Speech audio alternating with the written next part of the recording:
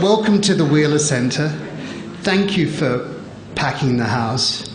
I recently did a seminar on the art of criticism in this room, and I think there are at least 20 of you. So I won't take this as not for me. It is, of course, a group hug for Alex Miller, who, as he was just reminding me before we came on stage, is one of our national treasures. Of course, Alex is a man doubly divided, or triply divided. He has a rich and complicated history and set of affiliations, which makes him at once someone who, it seems to me, has worked harder to examine Australia than authors who may have simply found themselves here by luck and birth. But it also means that he remains something of an extraterritorial.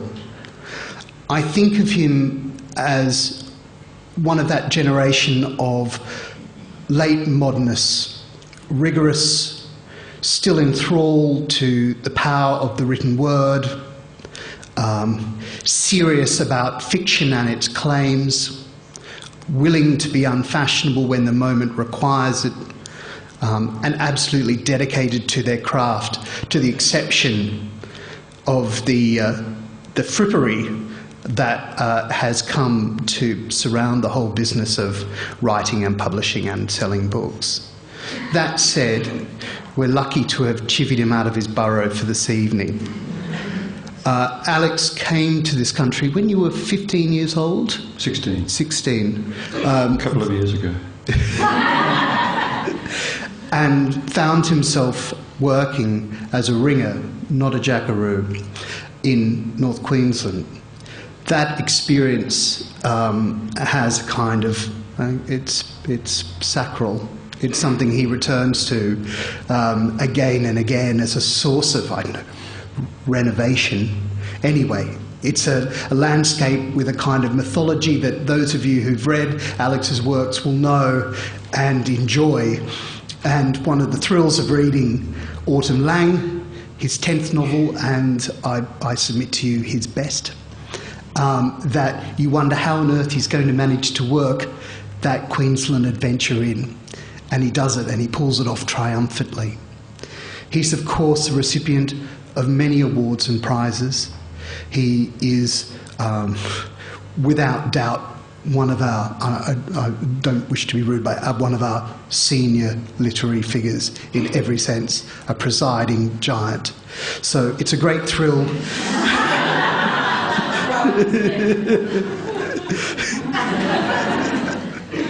It's a great thrill to have you here, Alex. You have written about it and you've spoken about it, but I wonder, just for those who haven't heard, this novel has a strange and intriguing genesis. Could you just start by telling us what happened to you? You got hijacked by fiction. Thanks for that wonderful introduction. And the story, in a sense, we never really know what our history is making of us. It's hidden. The outcome of what we've done and where we've been is hidden and emerges later in our lives. And as when I was 15 and working as a farm labourer in the West Country of England, and my first novel, the first novel I wrote, not the first one to be published, I couldn't find a publisher for it, The Tibbington Knot, is a celebration of those 2 years that I spent as a farm labourer. To me, it was the most magical time possible. The country then, down there in the far west, was still very much as Hardy had known it. The guy I worked for didn't believe in tractors, for a start. They would compact the soil too much, and everything was still done by hand. We made all the handles for our tools. I learned from the labourer, so-called unskilled labourer, who was one of the most skilled men I've ever met, to make the handles, in which, I could go on for hours about that. But while I was there, an Australian came, my first Australian, and he's referred to in the Tibbington Knot. very much a man out of place. His dream was to become a hunting gentleman in England, a very unfashionable thing to want to do now, but a lovely bloke. I thought he was odd, a weird person, because why would he make friends with me, a labourer? That just didn't happen. But in this case it did, and we became friends and would have afternoon tea in the kitchen of his little manor house. He much preferred the kitchen to anywhere else, of course, as we know, being an Australian, where else would he live? And his wife would be there, and we'd eat her scones and drink the tea and talk. And we would talk about our dreams.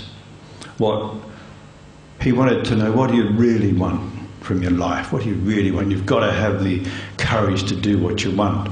And I'd already left London and left home at 15 when I left school to go to the West Country, because it seemed to me to be the furthest frontier, in a sense, in England. And in some ways it was.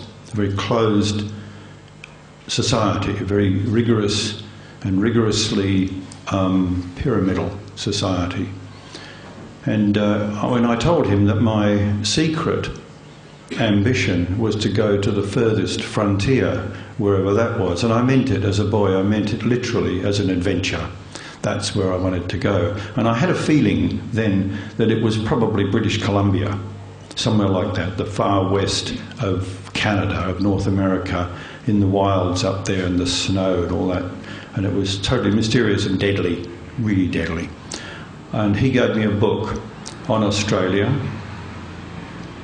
illustrated with beautiful, mesmerising black and white photos of this undreamt of place, the mysterious landscape without features. And the photographs, there would be a line at various levels, and that would be the horizon separating the land from the sky. And there would be a single element in the photograph, like perhaps a dead tree, the silhouette of a dead tree. And I remember being utterly gripped by this and by the thought of travelling to that place. How could I get there? You know, the caption in my mind was, "You can't get there from here." You have to go somewhere else to get there. That sort of feeling. It seemed like an impossible place to get to. Many years later, 40 years later, when Barry Reed befriended me at Heidi. Barry read the Tippington Knot, loved it, and invited me, celebrated my presence as a writer in Melbourne. And he'd been born and brought up on a cattle station in Queensland. He was a poet. He's also celebrated in this book as Barnaby. He would have loved the joke, the self-styled poet laureate of the group.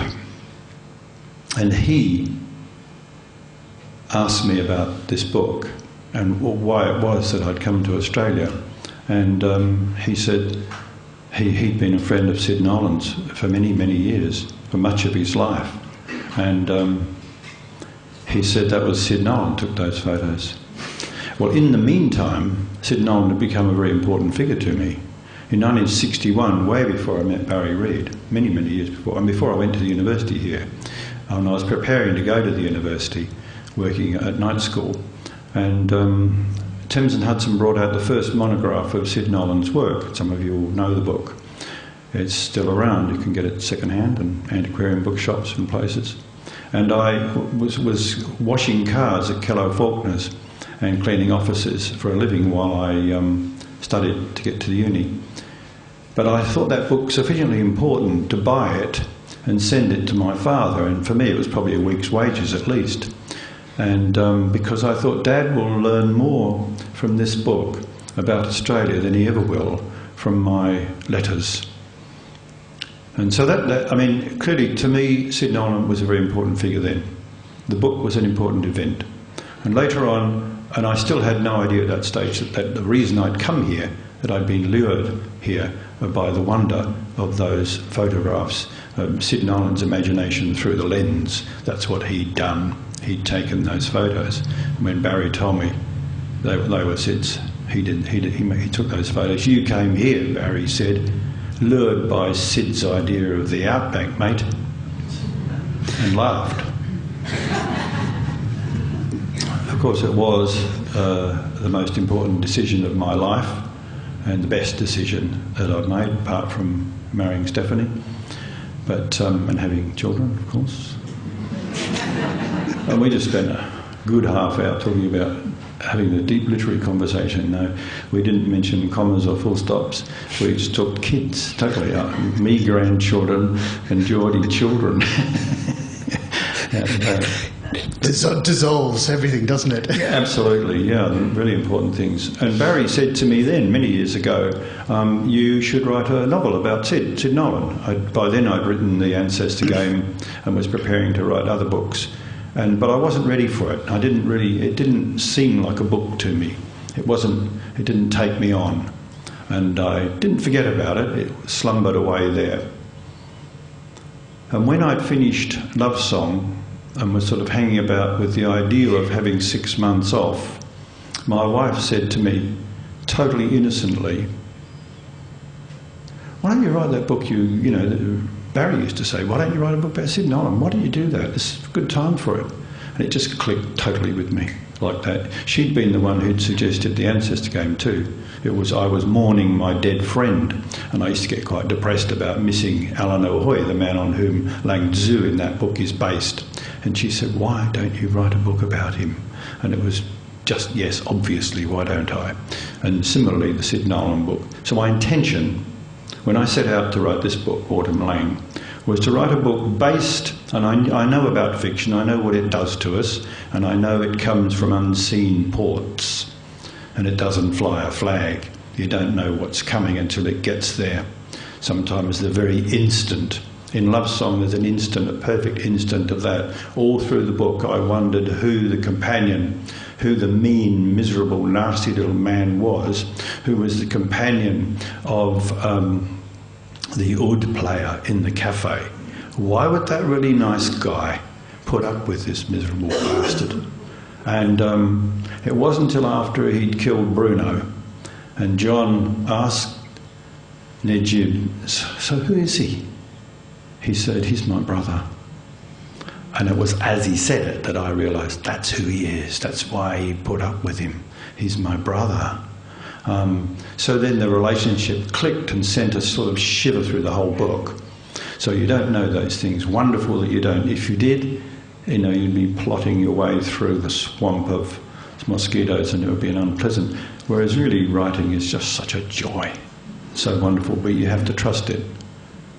So when I started work on this book, I did so with Steph's sort of the idea, okay, I'm writing a book based on Sid Nolan. At last I'm doing that. It's been there all these years, I'm doing it. And I wrote what is now chapter 2, which is a realist portrait of Edith Black, who's based loosely on Sid Nolan's first wife, Elizabeth, who he abandoned his wife and child for Heidi, for the lure of Heidi and his art. And I'd finished that chapter and Steph said, how's that book going? I said, well, it's going okay, but I haven't got Nolan in it yet. So she said, can I read it? I said, yeah, of course. So she read the chapter and she said, Nolan's all the way through it, the dread of him in this girl's heart. You know, she knows that there's something there that she's taken on that she just may not be able to manage. And it's troubling all the way through, and we can't wait to meet the bastard. And I remember Barry saying to me, in order to be an artist, you have to be a real bastard. Now, I don't know where he got that from. I don't think I am a real bastard. And Barry certainly wasn't. He was a very kind man. But I think he got it from the idea that that's what Sid Nolan was, a nasty piece of work. But the character in this book is not Sid Nolan, the man, Pat Donlan. And Autumn Laing, my wife, Stephanie, when she first read it, she said, as soon as I began writing Autumn, that's Anne. Anne was my first wife, and we were close friends till her death a few years ago. That's Anne, she said. And I hadn't realised I was mining Anne's character for this person. I wrote that first chapter, which to me was chapter 1 then. This was Edith Black, a portrait of Edith Black. And then we went to the UK to tour Love Song, which was just being launched there. So we did all that, and for a month we toured around Ireland, Scotland, England, Not Wales. No, I didn't go to Wales. Why doesn't anybody go? Do people go to Wales? It's a terrible oversight. Yeah, should have gone to Wales, because I know a Welsh writer. But, and I forgot all about this book. I mean, it just wasn't in my mind, because I was working every day, busy, doing something, travelling, and we'd come to the end of it. And I was sitting in Holland Park, where we were living near there. They gave us a flat. And just watching the squirrels leaping and jumping around, and sort of remembering London's parks when I was a kid. And you know when someone says to you at a dinner party or at work or somewhere else, or you meet them in the street and you haven't seen them for 5 years, and they say something to you and there's a bit of an edge in the question, and you wish you could be Will's self and come up with the perfect rejoinder. But you don't at the time. You sort of murmur something helplessly and go on with your... And then at 3 o'clock in the morning you wake up with the perfect answer. Well, that's what happened to me with this. I knew that I hadn't found the answer of how to write this book. I had written a chapter, but that wasn't how to write the book. That was a chapter, that was a portrait of this woman. And suddenly this woman's voice cut in, was I'm sitting there on that lovely sunny September day looking at the squirrels, and I thought, I know how to do this. And it was her voice, and I pulled out my pen and a little notebook, which is unusual for me. I don't normally carry one, I haven't got one today. And I wrote the first 3 pages of that book the way they are now. Not a word has changed. And it was her having her tirade. They're all dead. They are all dead. And in a sense, I am now free to tell this story, to tell the truth of it. And that's where it came to the surface.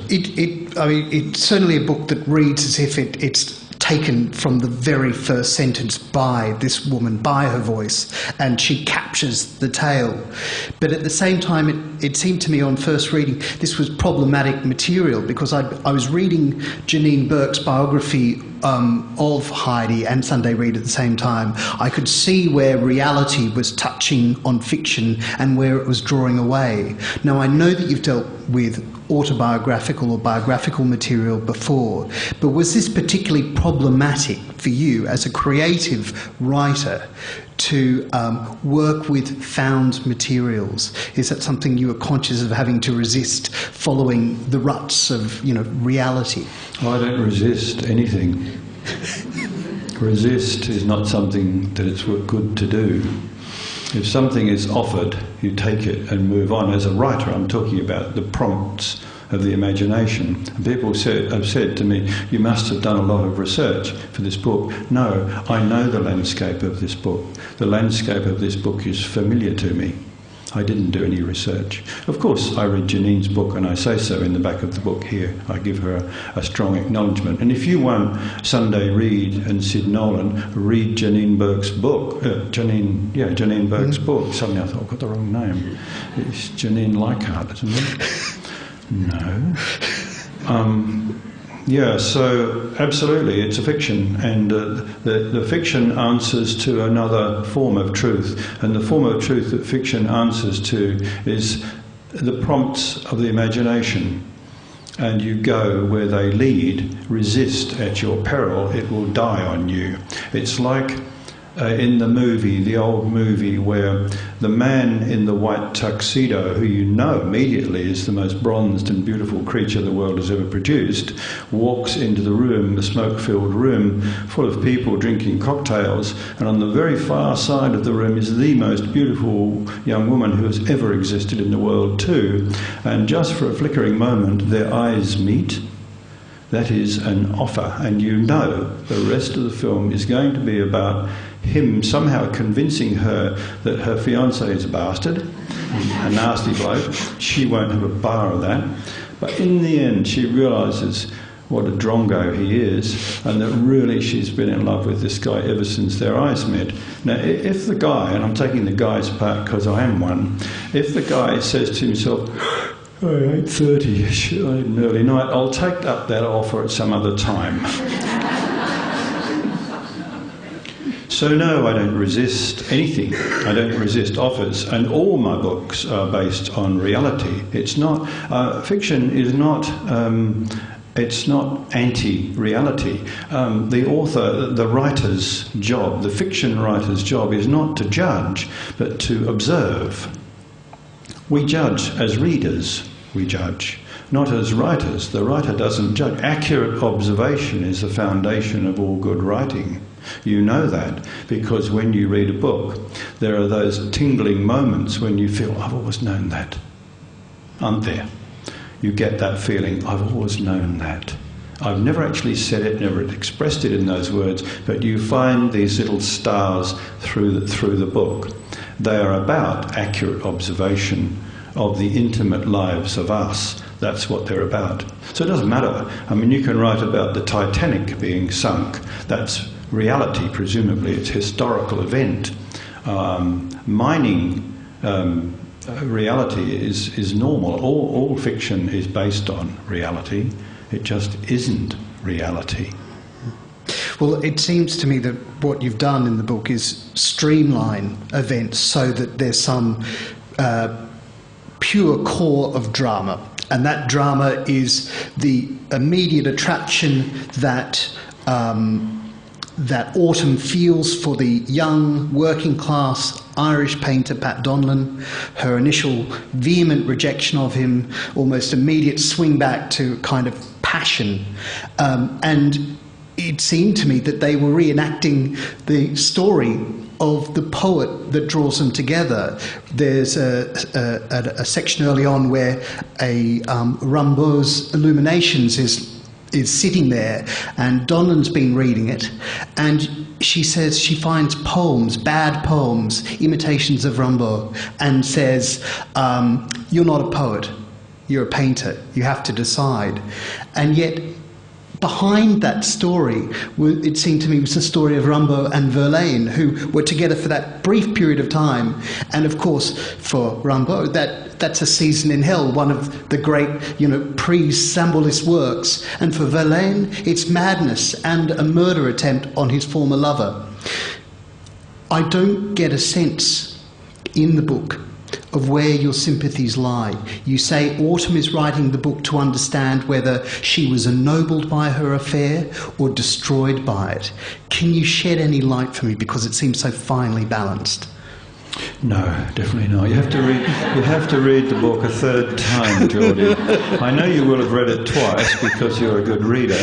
And the second read, when you read a book once, there's I've got to get to the end to find out what happens, sort of thing.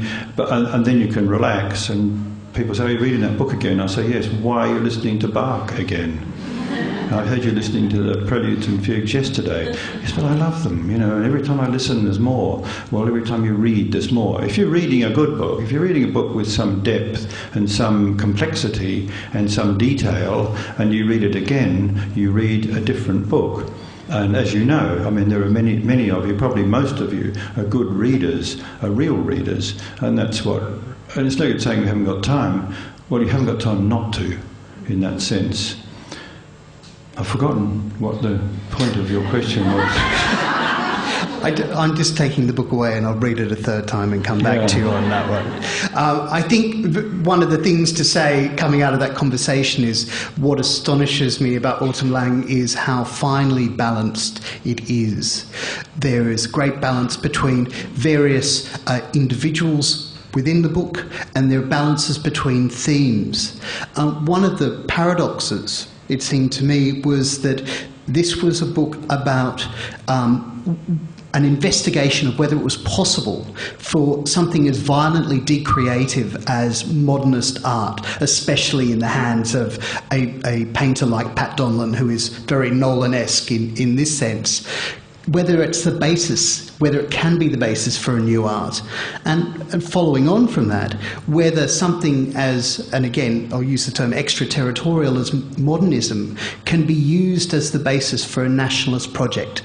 These are the kinds of conversations and arguments that are swirling around the novel. Did you come to any conclusions in your own mind, whether or not they appear in the novel, about whether modernism really gave us something in this country? The Autumn has, I mean, the thing, once I'd heard Autumn's voice, we came back to Australia and I went to the study and I thought, is it still going to be there, or have I just got 3 pages of this highly energised, strong voice, or is the story going to unfold for me?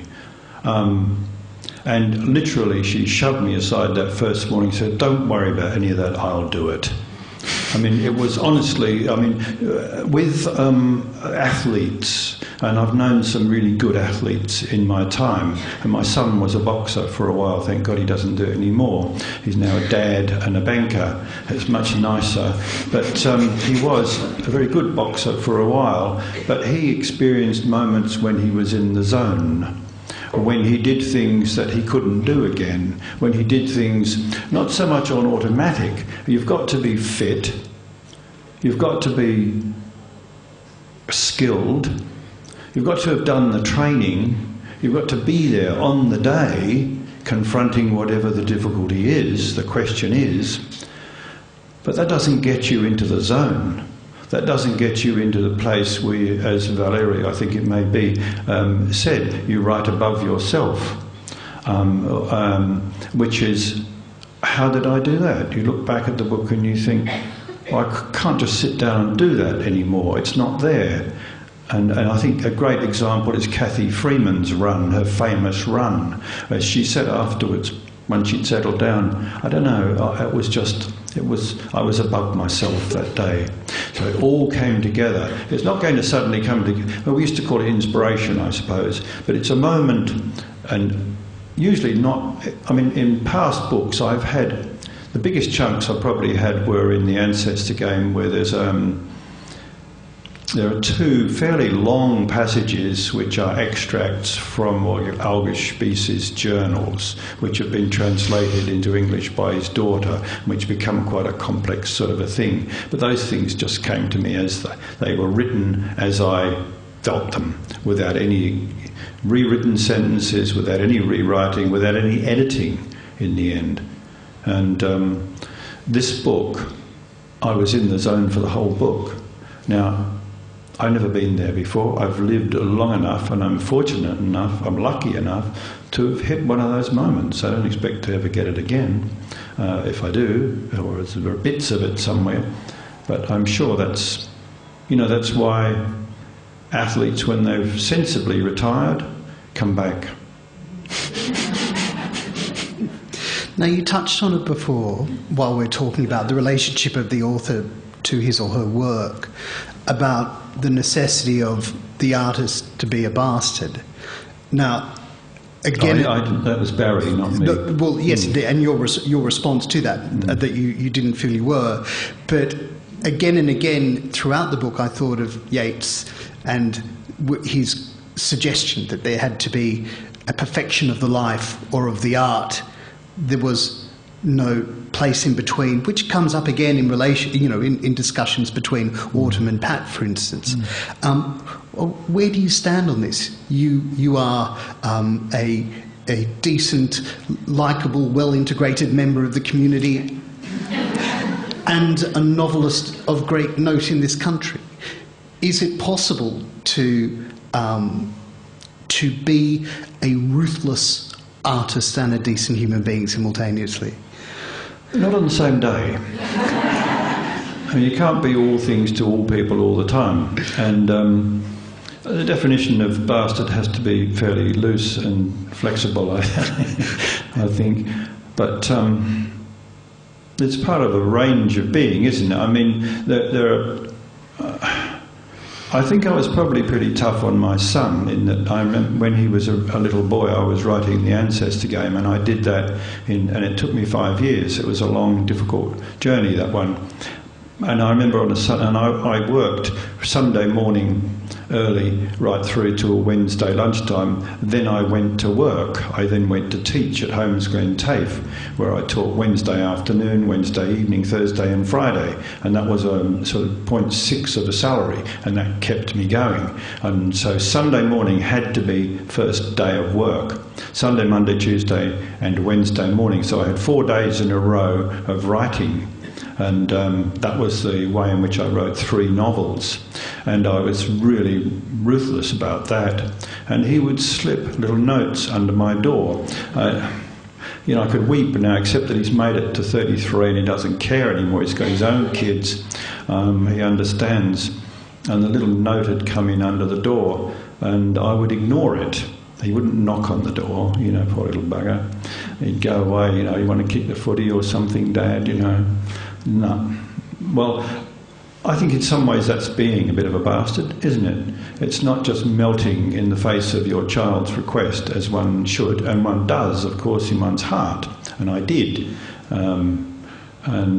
So you create a kind of agony for yourself. He says he doesn't remember it and it's not important, but these things are embedded in us. And one of the things this book is about enormous guilt that this woman, Autumn Laing, has carried throughout her life, has buried in the silence for many of her young years, but it's dogged her.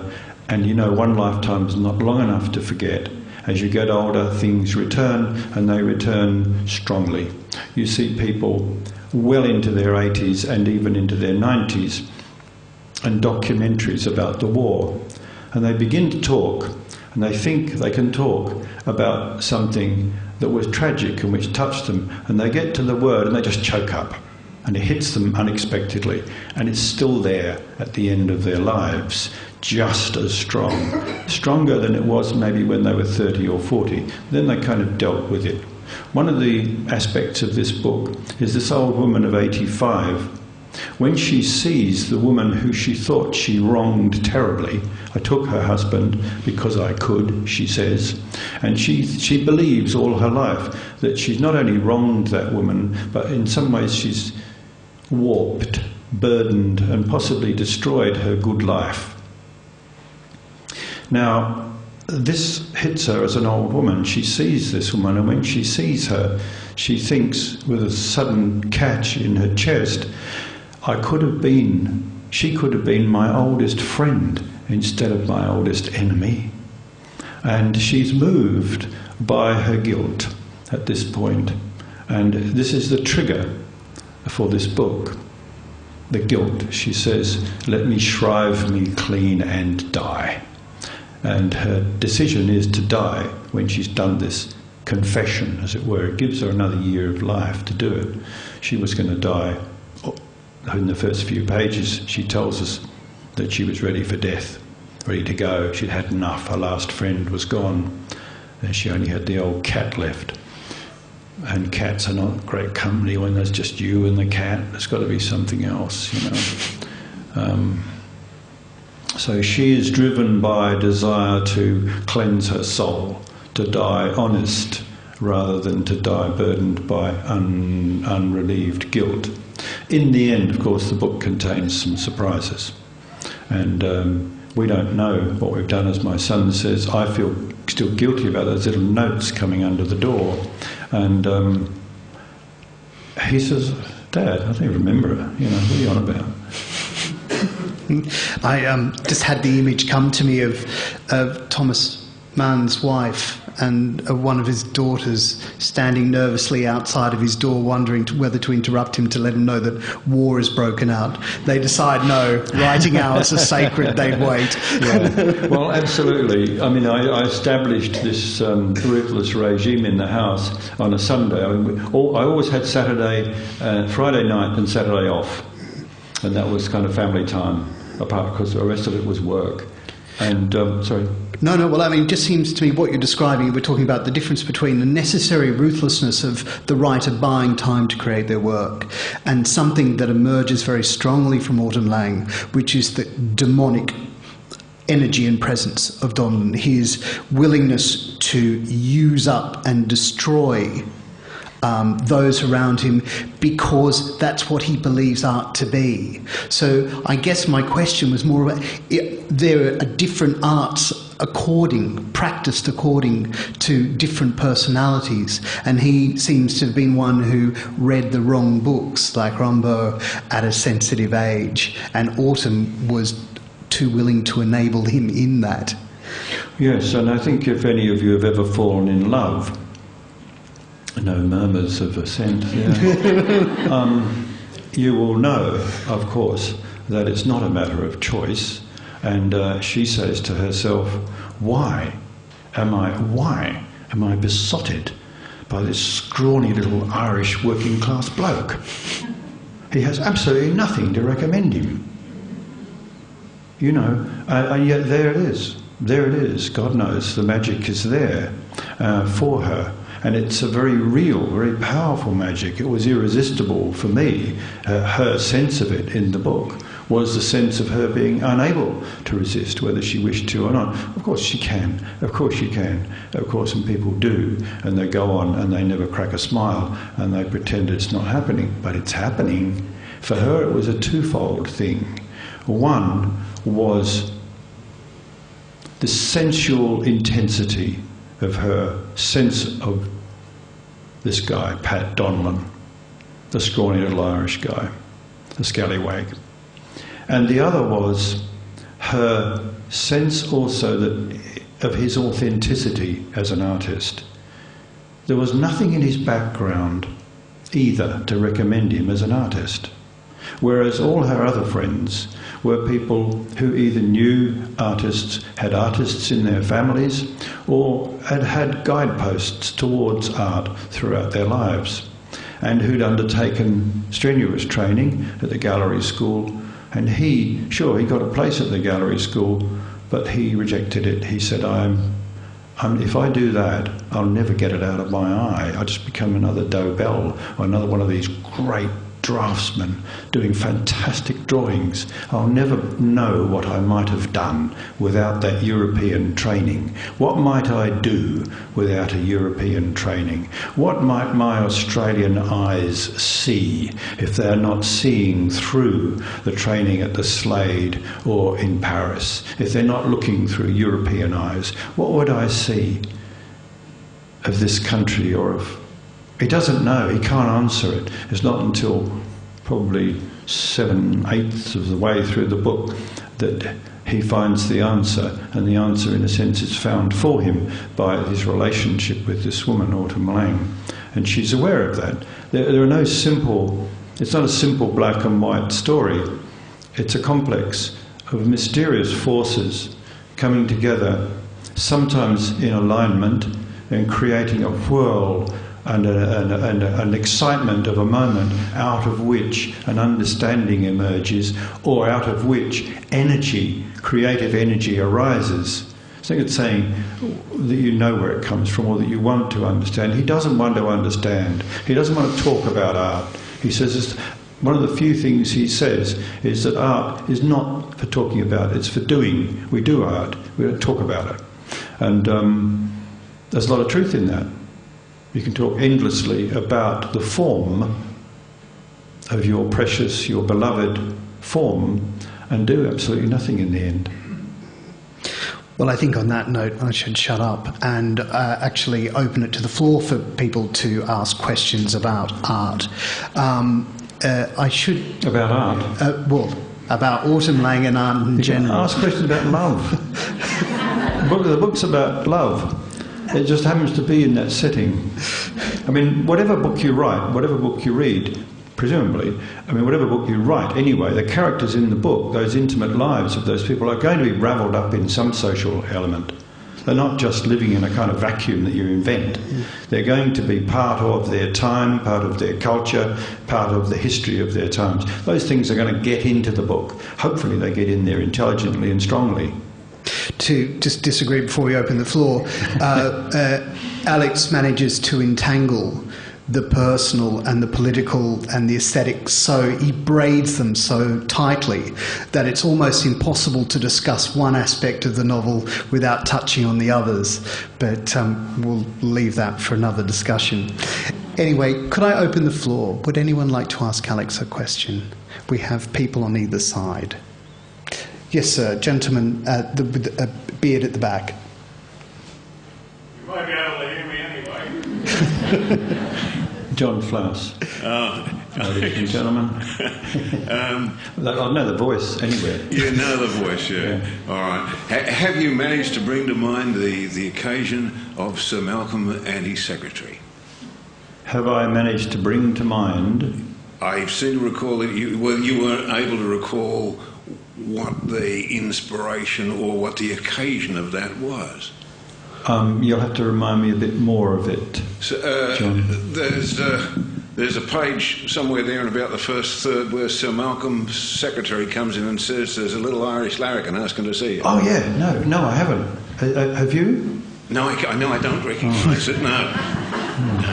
No, thanks. Yeah, I haven't. I just couldn't trace it. Should we dream it. Should we explain this as a kind of transposition of the actual event where Nolan turned up to see the big Murdoch in his office, and the big Murdoch, he hit him up for some cash, and Murdoch didn't know what to do, so sent him to the. But before he gets to see Sir Malcolm, or whatever his name is in the book, I can't remember, to be honest. He imagines. Pat Donnellan, this person, this character, imagines, when he thinks of it, when he thinks of the idea of going to this great mogul, the newspaper tycoon, who not only collects art but gives scholarships, of going there, confronting the guy and saying, just give me some money, because he is sufficiently naive to attempt that, and he does that, dresses up as an artist. When he thinks of that, in the house that he's living in at the time, down at Ocean Grove, and he's having a shave, he's not having a shave, sorry, he's failing to have a shave, he thinks, I know the sort of reception I'll get. His secretary will say, there's a little Irish larrikin down here to see you, sir. Oh yeah? What's he want? Well, he says he's an artist. What a bullshit artist, is he? Yeah, something like that, mate. So it's Pat Donnellan, the working class St Kilda boy's idea of how he will be received, his fear that he will be ridiculed. In fact, he's not. In fact, it's different. It's much subtler than that. And he's the one who just puts his foot straight in it by mentioning money to start off with. What I've actually come to see about is if I can get some money off you and that.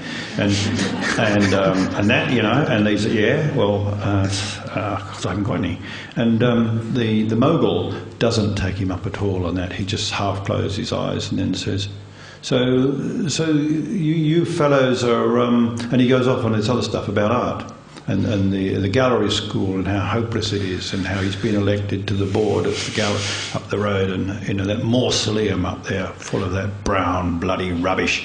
If it was up to me, we'd have, you know, me and my mate, and he just ignores the matter of money, and Donlan thinks, oh God, I should have waited, I should have let it sort of come into the conversation. The big mistake he's making is, of course, it's never going to come into the conversation. The question of money is not going to be handled by Sir Murdoch, or whatever his name is. So McFarlane thing or something. He's not going to deal with money. He's going to deal with the higher order of things, and then pass him on to the money person, who in the event tells him to go and get stuffed. So yeah, it's different. It's not the way he fears it will be, but it's worse. And the secretary is very nice in the end. Yeah, she's lovely, gives him a cup of tea. And her breasts keep... And I couldn't resist this. It came to me when I first went to Taylor's Coaching College, because I've been working in the bush for years, and when I was a mature age student, when I went to Melbourne University, I was all of kind of 21, and I thought of myself as quite ancient. But the teacher I had at Taylor's had enormous breasts, and she was very short. And you were totally, I can't remember a word she ever said, you were totally distracted. And she wore these dresses that was, I suppose they were size 12 and she was size 18, or they were size 9 even, I don't know. But there was no way those buttons were ever going to hang in there. They somehow, oh God, you know, the day would come when it was all going to burst forth, and you waited in suspense. We all sort of held our breaths like that while she went through the motions. But and I kind of brought that came flying into the surface when I went to describe his lovely motherly type secretary, warm-hearted, you like a cup of tea person. I think we need a respectable question now.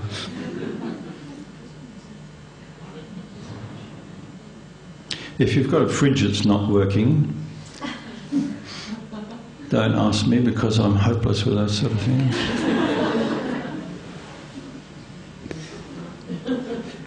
Yes. a hand waving down there. Lady with the Someone's red jumper. drowning. No.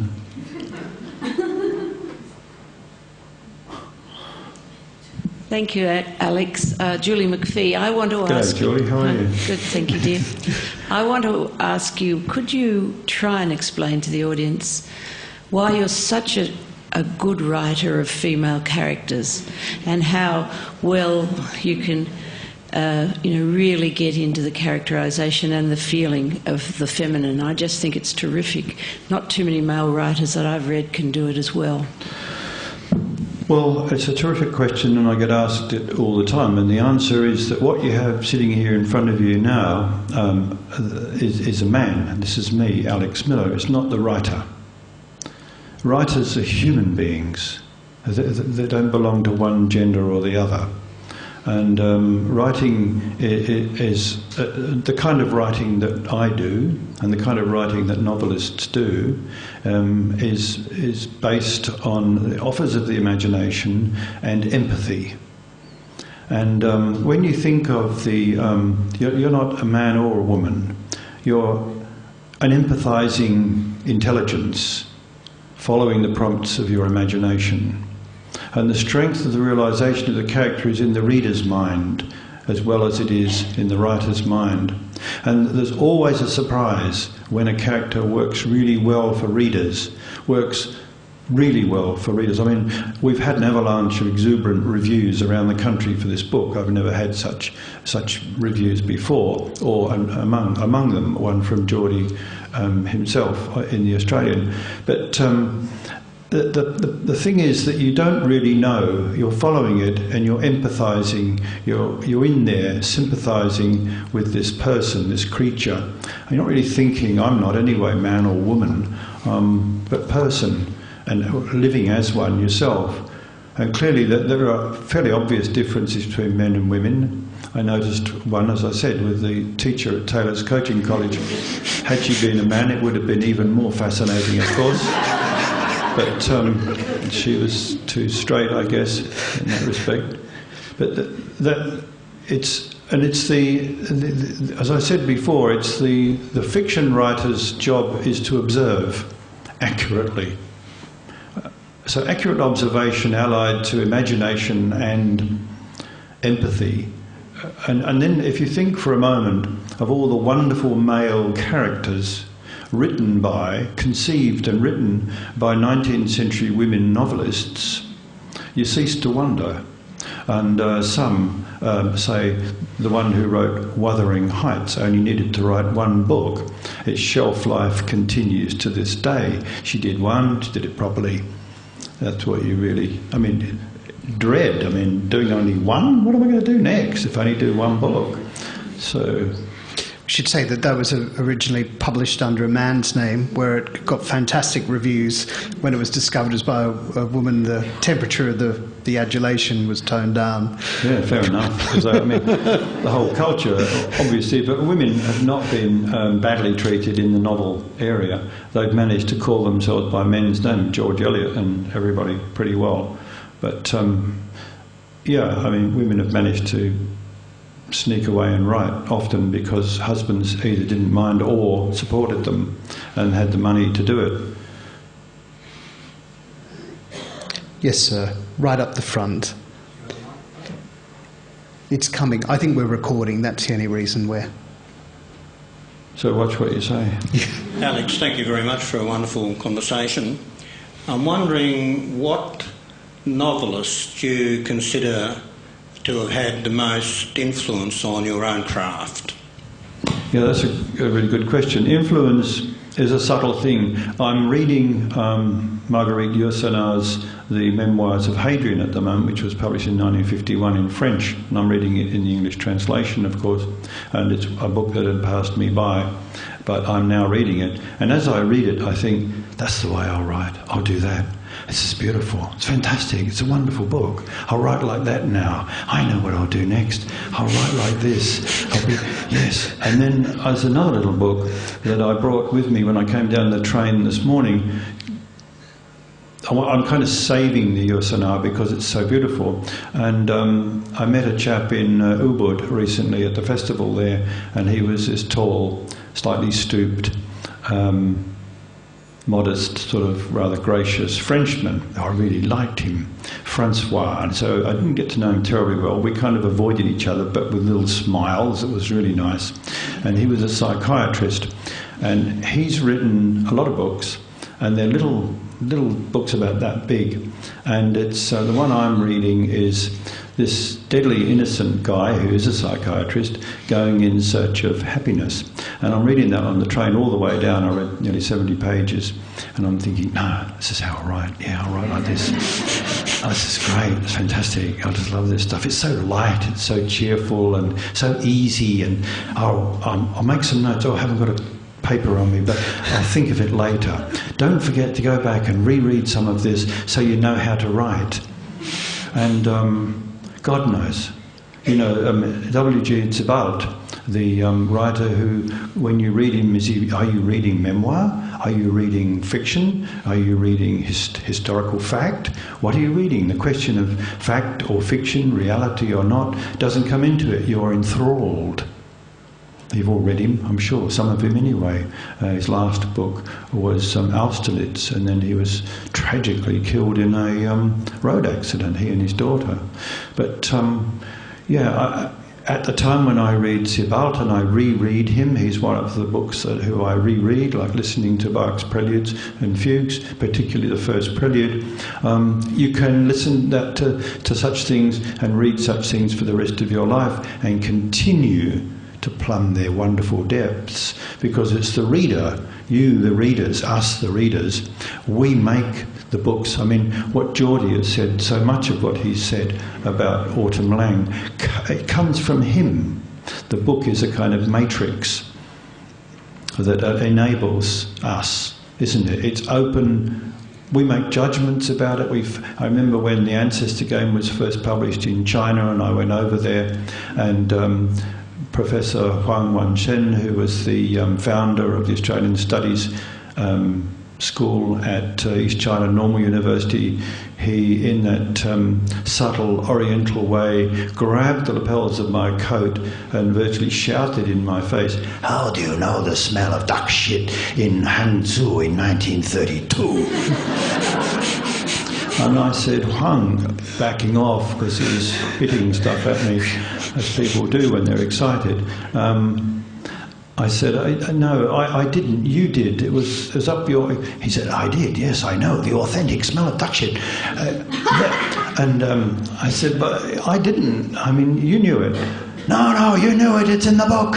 So, I mean, even he, a great sort of literary figure that he was, couldn't accept that it was him. He was doing it. I mean, I mentioned it, and it came to his nose. Got it. You know, because he was in Hangzhou in 1932 amongst the duck shit. And if you've ever been amongst enclosed duck shit, it's a smell you will never forget. There's that powerful ammonia boost to your head. Got it? Some of you haven't been there, but you still kind of sense the smell of it. Chook shit is a mild version. I think we've got time for one last question. Yes, lady at the back with black coat. Did you consider any alternative titles? I can't remember what the original title was. That's a really good question, where titles come from. And my publishers kept asking me, so have you got a title yet? And I kept inventing titles, making them up. And I knew they were wrong. I can't think of any of the titles I invented. They were crap. Well, I mean, I know one of them was a line from Rimbaud, and it was from A Season in Hell. I think it might have even been the first line, I'm not sure. And there's a chapter in the book that kept that title. Oh no, I think the chapter is actually called A Season in Hell. Sorry, no, it's no, it's not. Unfortunately, I don't have chapters in the front anymore, so you can't look them up. But anyway, there is a chapter in here that was the original title of the book. But oh, I'm looking at the right-hand page. It says Autumn Laing, Autumn Laing, Autumn Laing. Like when the Ancestor game was published, it was dedicated to Max and Ruth Blart, and Ruth was the guest of honour at the little launch, which Barry Reed launched the book at our house in Port Melbourne. And in fact, we found a photograph of us the other day of me and Rick Amor and Barry Reed at that launch, all laughing. And Ruth, Max was dead by then, and Ruth, because she had a crook hip, we pulled in a chair, a nice big green easy chair, and I said, "This is your chair. Why do I have to have a chair? Everyone else is standing." And so I said, "You're the guest of honour, Ruth, you sit there." And then Barry was a rather patrician sort of a man. He had a wonderful manner about him, which some people thought he was a snob. He wasn't. He was the opposite of a snob. He was an utter egalitarian. But nevertheless, as he sort of readied himself to speak, there was this very respectful silence. Into the silence, Ruth Blart said loudly, "I don't like the book." "Why is it my name in all of them? I thought it was just in one." "My name is in all the books, and so is Max's." It's like me looking at that and saying, "Oh, Autumn Laing, Autumn Laing, Autumn Laing." It's on every bloody page. So anyway, yeah. But she then there was this other sort of momentary hiatus while people recovered from it and the shock waves dissipated, and then Barry kind of closed his eyes, opened them, readied himself again, and she said, "Why don't you write like Thomas Mann?" So you realised then that this was her conversation. I said, I'm trying to, Ruth. "Well, you start, all right, everything begins in the chapter 1, it's all right, and then suddenly we're in China." Why do you do that? So whatever the question was, the title, I finally wrote to my publishers, because I woke up at 2 o'clock in the morning realising it's Autumn's book. Wake up to yourself, Alex. It's Autumn Laing's book. That is her title. So once I gave it that title, the discussion ended. It was over. She was satisfied, got my book. And actually we had the launch a couple of weeks ago, 15th, what's the date today? 25th? 10 days ago we had the launch, and Janine Burke told me, "It's Sunday's birthday, mate, the 15th. She's messing with your head." So there are these uncanny things which are lovely. I love the uncanny. It's a lovely note to end on. I'd like to thank you very much for coming, and thank you very much, Alex. Brilliant.